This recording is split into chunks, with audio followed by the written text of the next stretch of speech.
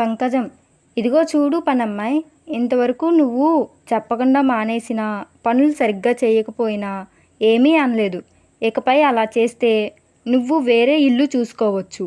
Coffee తాగుతూ paper చదువుతున్న పార్వతీశం భార్య మాటలు విని, పార్వతీశం: ఏమైంది పంకు, సడన్గా నీకు అంత ధైర్యం ఎక్కడి నుంచి వచ్చింది?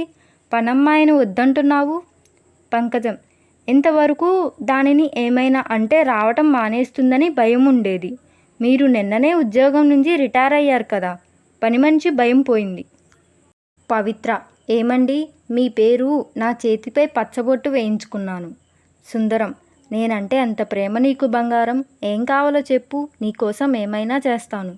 పవిత్ర: పెద్దగా ఏం వద్దు, మీరు కొన్న ఆస్తి పత్రాలు నా పేరుపై రాయించండి చాలు. సుందరం: అది కుదరదు. పవిత్ర: అంతేలేండి, మీ పేరు ఏకంగా పచ్చబొట్టు వేయించుకున్నా మీరు కాగితంపై నా పేరు రాయలేకపోతున్నారు. నేనంటే ప్రేమ లేదు మీకు.